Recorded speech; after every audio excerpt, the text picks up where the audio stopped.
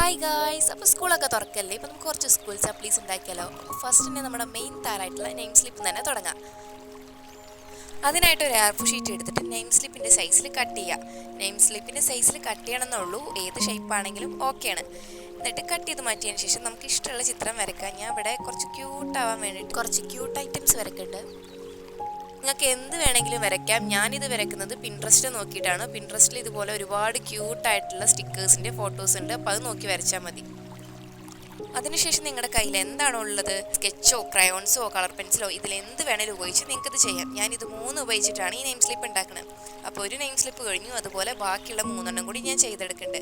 അപ്പോൾ ഇത്രേ ഉള്ളൂ നമ്മൾ ഈ നെയിം സ്ലിപ്പ് ഉണ്ടാക്കാനായിട്ട്. അപ്പോൾ എന്തായാലും ഒന്ന് ട്രൈ ചെയ്ത് നോക്കുക. അപ്പോൾ ഇത്രേ ഉള്ളൂ നമ്മുടെ വീഡിയോ ഇഷ്ടപ്പെട്ടാൽ ലൈക്ക് ചെയ്യുക, ഷെയർ ചെയ്യുക, സബ്സ്ക്രൈബ് ചെയ്യുക. താങ്ക്